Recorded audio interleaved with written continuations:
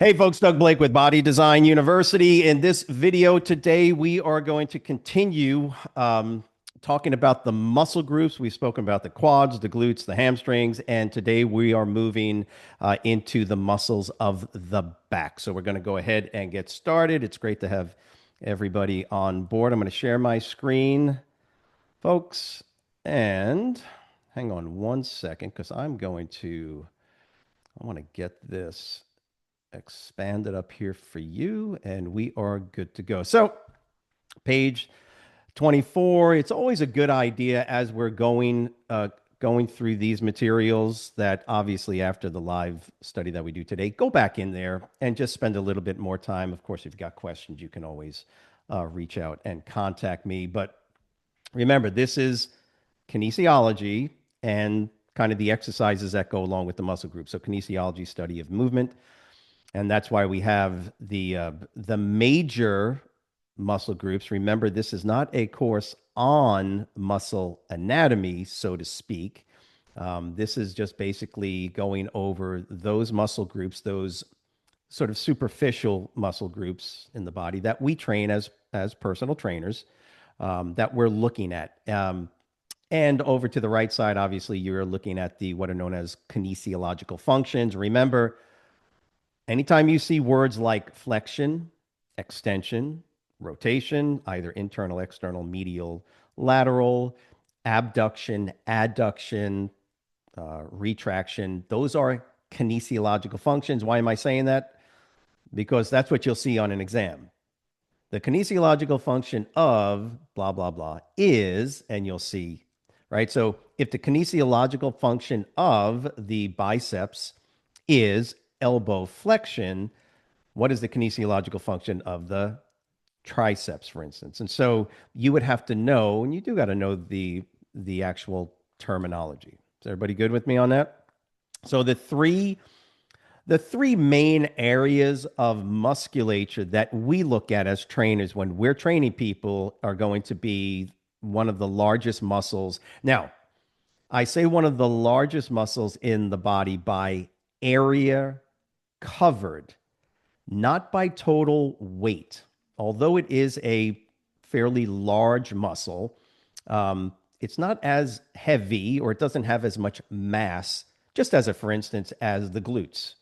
Okay, so the gluteus maximus actually, if you grab, well, if I detach your left glute and weigh it, and I grab your left lat and weigh it, generally, most research has shown that they're one is a little bit heavier, and the glutes are a little bit heavier. In other words, they tend to have a little bit more mass. But from a coverage perspective, your lats cover more area than almost any muscle in your body. You could argue that the rectus abdominis muscle maybe, but who's too worried about that? None of us. But it is a large muscle, and therefore, in general, if we're training the upper body, for instance, let's say it's a 2 day a week workout, you train upper body one day, legs on the other, your lats are generally going to be the first muscle group that we're going to train in a workout. If you follow a very general guideline, which is really fine for what we do, of large muscle groups first, and then smaller muscle groups as we go along through the workout. So obviously, we'd be doing the lats first. The erector spinae muscle. Now, we say the erector spinae, but we're really, if you want to sort of use gym lingo, we're talking about the lower back, right? The erector muscles. The erector spinae is actually a group. It's actually a group of muscles bilaterally situated on the lower back, and they are responsible for what we'll go over here in a second. Then, of course, an often overlooked, misunderstood muscle group known as the trapezius. Now, if you wanted to, and I didn't in here, but if you want to throw in the rhomboids underneath, sure, if you want to impress your clients and tell them they're training their traps and their rhomboids, that's cool. The rhomboids, does everybody raise your hand if you're familiar with the rhomboid muscles or have even heard the term rhomboids? You don't see them and you don't really palpate them. They lie directly underneath the trapezius actually the second level, second and third component of the trapezius musculature. They lie underneath and they rotate and do things to the scapula. So we don't, in general, if you're training your traps, you're training your rhomboids for all intensive purposes. Everybody with me on this? Okay. So those are your three main areas. The trapezius, and the reason I said the trapezius is sort of an overlooked and sometimes misunderstood muscle group is that it is critically important for proper posture. Um, and one of the reasons we know this is because, and especially when you guys move on to your national exam materials, they're going to talk about postural distortions, and there are some syndromes like the upper cross syndrome, and that's characterized by different positions of the skeleton. We can see people's heads leaning forward, the chin juts forward. A lot of that, believe it or not, is due to the trapezius, particularly the upper part of the trapezius. Poor posture, the way your pelvis tucks underneath, the way your shoulders protract and your humerus internally rotates. A lot of that is due to your trapezius. Okay, so that's why it's a really important muscle to consider. So let's go over the kinesiology first. The latissimus dorsi, so the lats do a couple of things. They extend the shoulder, so shoulder extension. Okay, what is shoulder extension? If I have my arm out in front of me and I bring it down and behind me, that's called shoulder extension.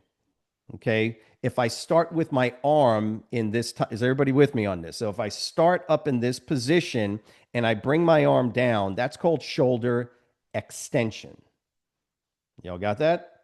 So if I say that the lats extend the shoulder, that's why I'm able to do pulley rows, for instance, right? If you've ever done pulley rows, you are extending the shoulder.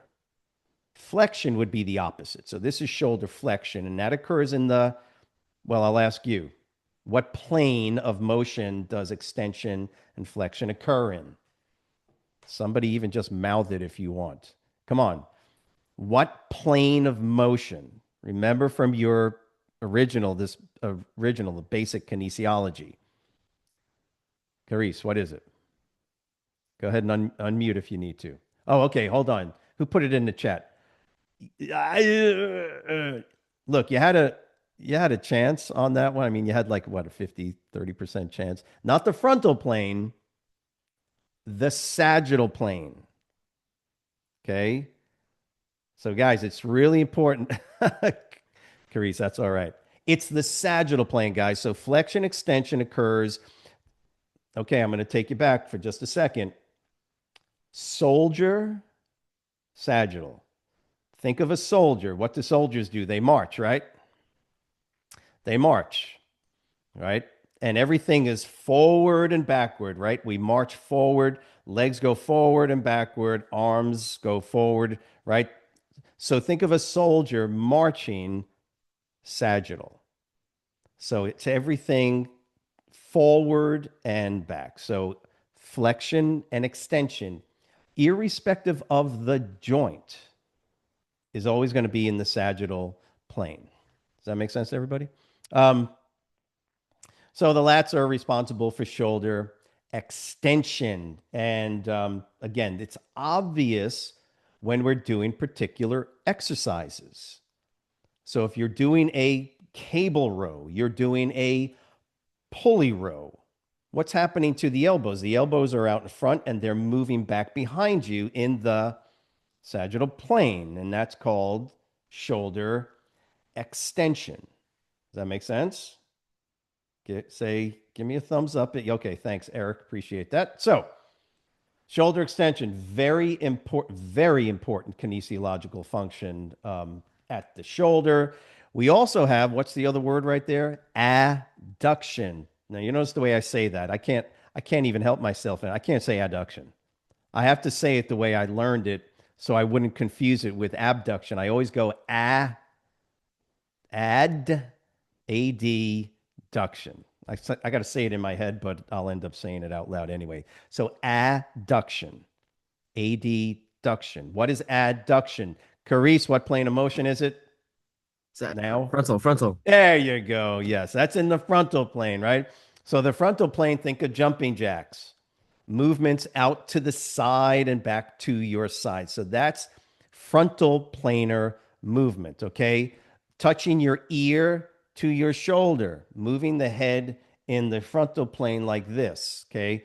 That's going to be frontal planar movement. So adduction is when a limb, right, or a body segment moves from a point away from or lateral from the midline of the body and comes closer to the midline of the body. So if my arms are out, you got this? My arms are out here and I bring them down to the side. That's called shoulder adduction. Guys, remember, in kinesiology, we are not talking about just pure biomechanics. We're just talking about joint movement. Don't worry that gravity is moving my arm down. That doesn't matter. It's what's happening at the joint. Kinesiology is movement, not muscular force and contraction. We're the ones, as trainers, exercise scientists, we're the ones that combine those two together. Does that make sense? So you gotta separate it and you gotta fuse them together when you bring it into the real world of exercise performance. So I can do a pulley row, but what other exercises do y'all do for your lats? Come on, what do? You do pull downs, don't you? Does anybody do pull downs? Just don't do them behind your neck. You always do them to the front, right? Does everybody do? How convenient that they actually call the equipment a lat pull down machine, right? Well, that answered your question for you right off the bat. So you do pull downs, but you'll notice my elbow is not in line like I do a row. Where is it? It's out to the side. So when I pull down, I'm performing, watch my elbow. Don't look at the hand, watch the elbow. The elbow is moving medially, meaning closer to the midline of the body. Think of your sternum as the midline of your body. So we make life real easy. Is if your leg is out here and it moves closer and you put your feet together. If your feet are wide apart and they move closer together, that's hip adduction. If my arms are out to the side and I come back down here, if my arms are way out here and I come down here, that's shoulder adduction. You all got that? Now, the other thing that's rather interesting about this, and we'll see it next week when we go over the next body part, which will be the pecs, is that the lats, because of their insertion point, and the lats are a large, broad, flat muscle, and by the way, you can see it here on this guy, right? So large, broad, flat muscle.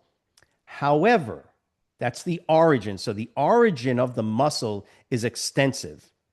Okay, T4, T5, I don't even remember, thoracic spinal process. I forgot which one it was, all the way down to like T12, somewhere around there, if I remember my my anatomy correctly. But it's pretty similar to that. So the origin of the muscle is very long, but then it tapers down into a very small, relatively small, inserting tendon into the humerus.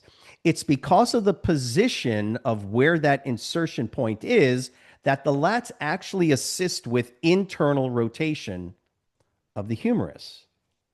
Pretty interesting, yes? So normally what we will say is that the lats extend, adduct, medially, or internally rotate the humerus. I'm going to say that again, and this is how you remember it. The lats extend, adduct, internally rotate the humerus.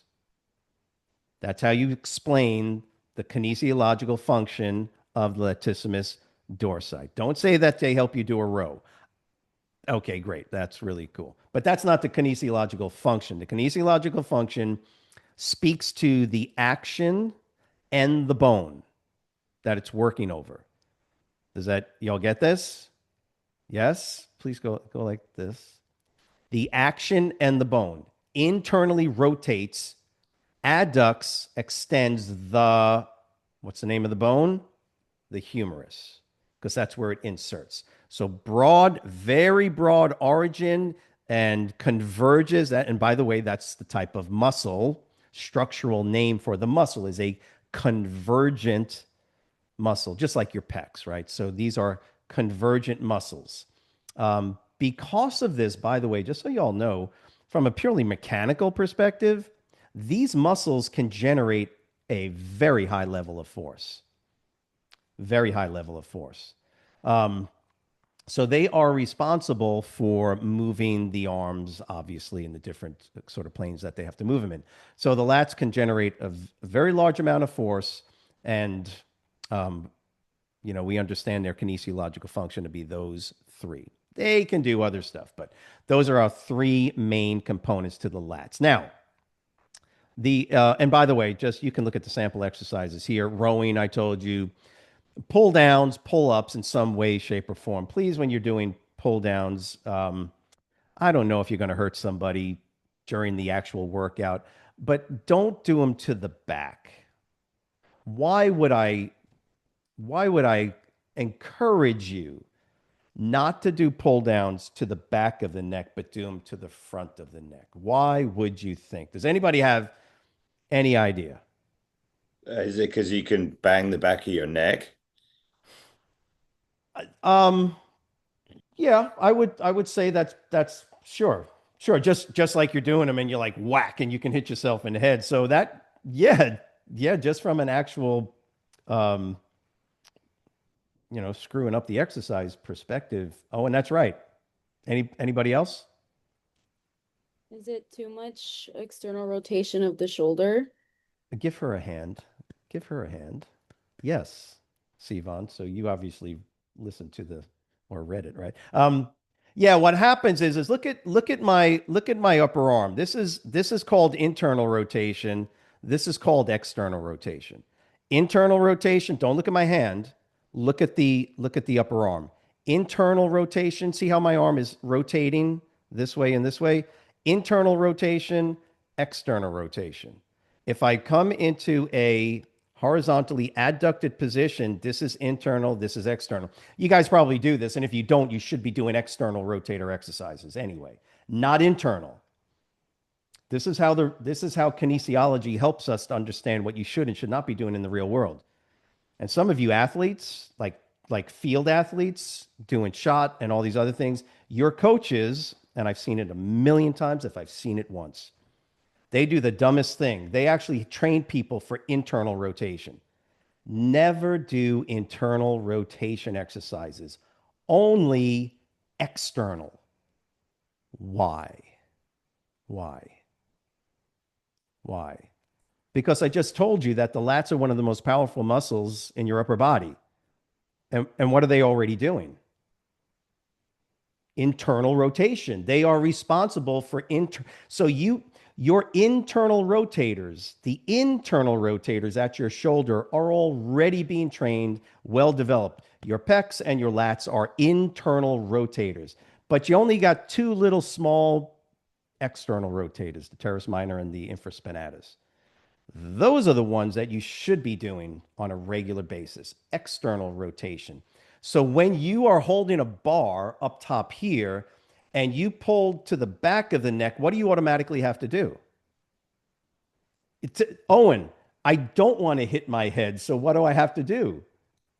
I have You to, want to do external rotation. yes, I got to externally rotate and tilt my head forward.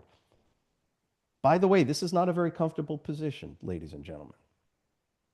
And as I'm pulling down this way, I'm in a external, and the more external rotation combined with adduction puts a potential stress on your shoulder, your rotator cuff, that in my opinion, and I'm sure there's lots of folks watching this video and watched a lot of my videos, would say it's not that big of a deal. And I would, I would agree. Maybe it's not that big of a deal, but why would you take the chance?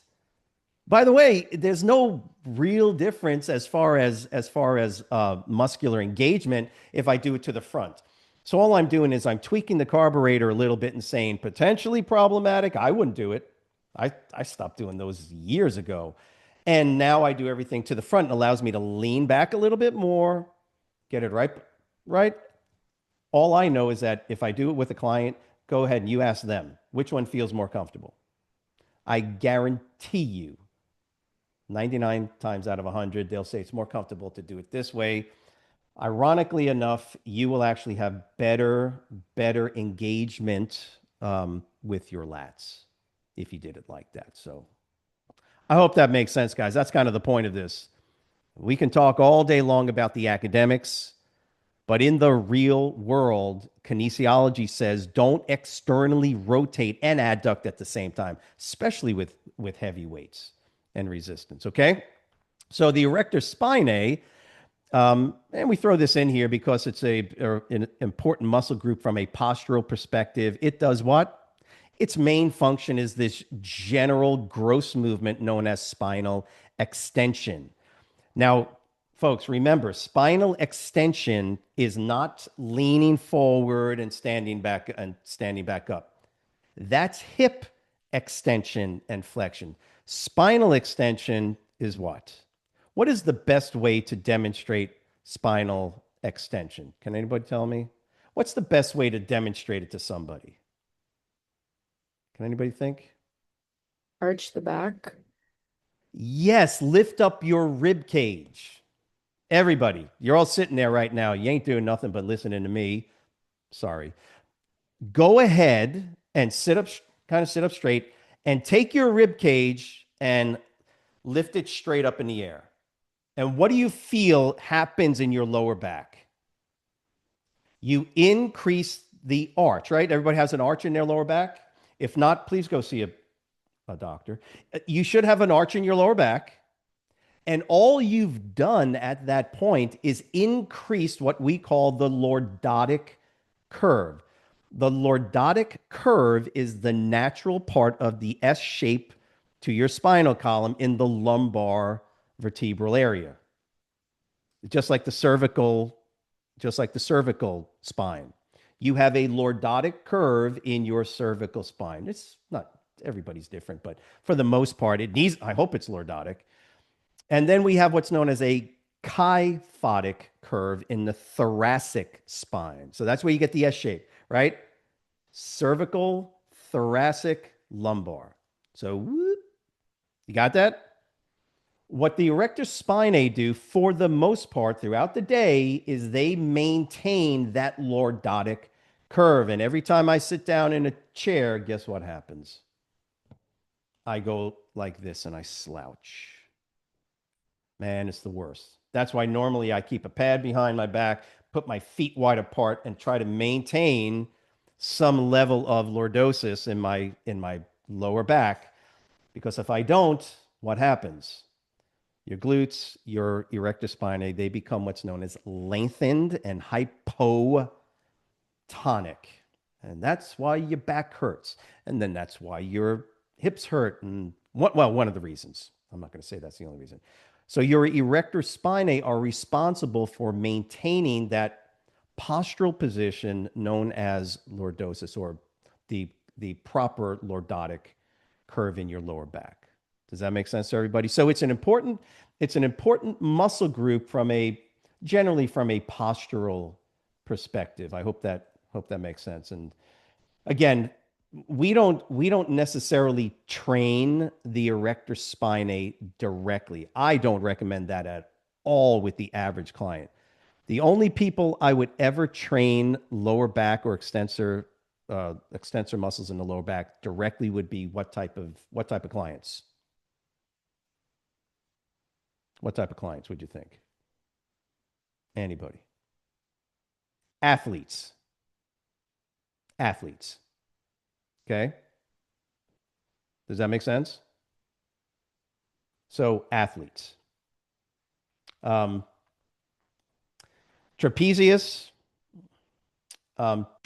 muscle. Hang on a second. Is everybody still hearing me? Give me a thumbs up. Okay, good. So the trapezius. Now, let me just give you the kinesiological function. Everybody knows where their trapezius is, right? Yeah.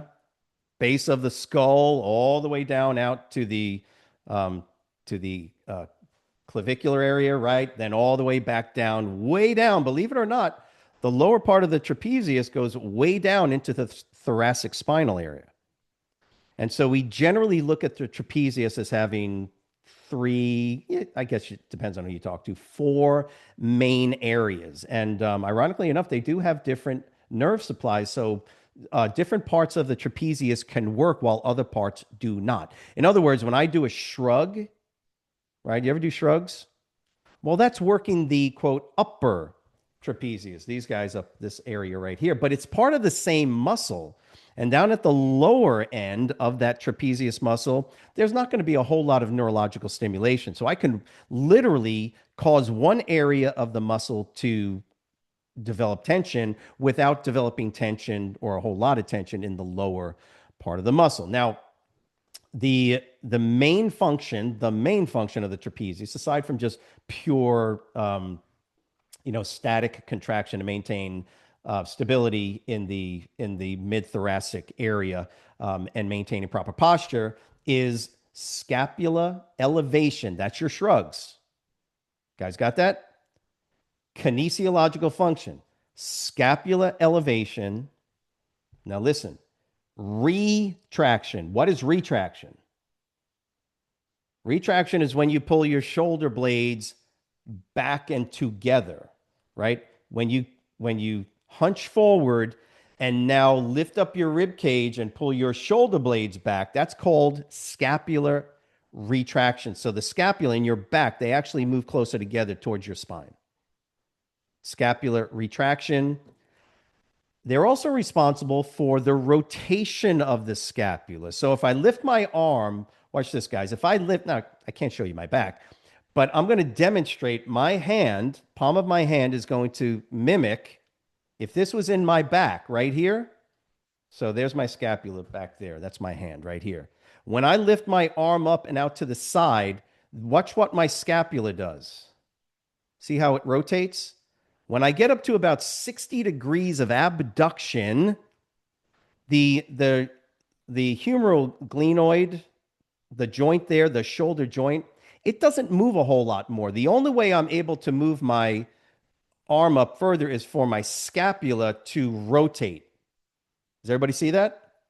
So if you, and by the way, sure, if you got family members, willing or unwilling, have them turn around, put your hand right on their put your hand right on their back and ask them to lift their arm up. From here to here, you're not going to feel anything, but as soon as they go from here to about here, you're going to feel their scapula start to do this.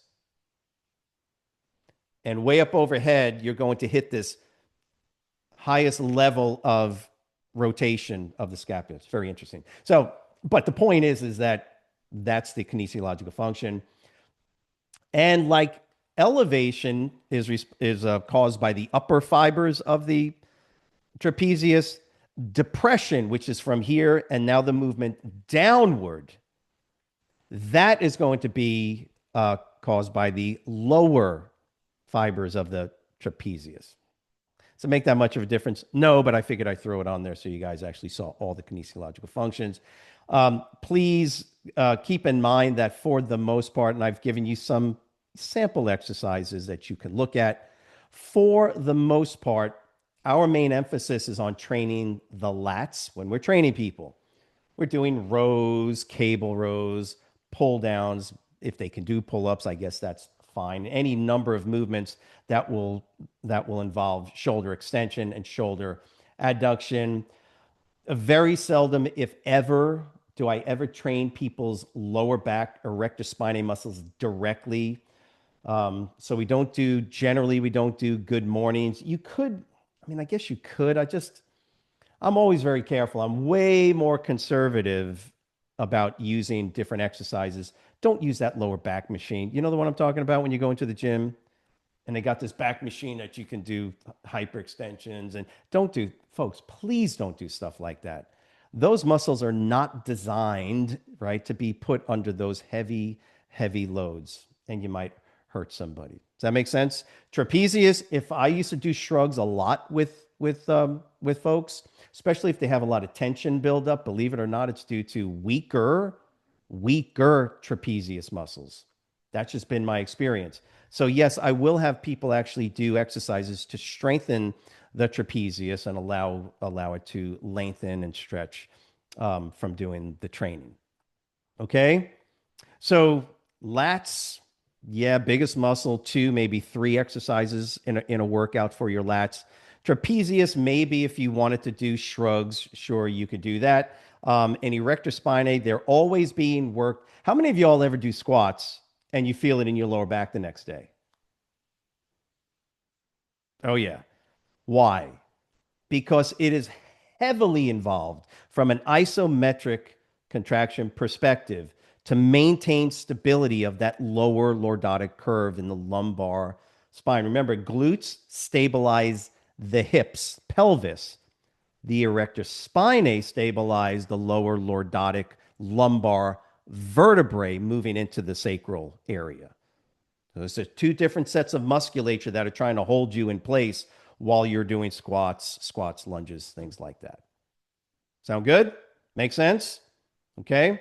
Thanks, guys, for coming on board. If you've got any questions, please let us know. If you have not done so, please subscribe to the channel. Let us know you have any questions, and we'll see you next week. Thanks.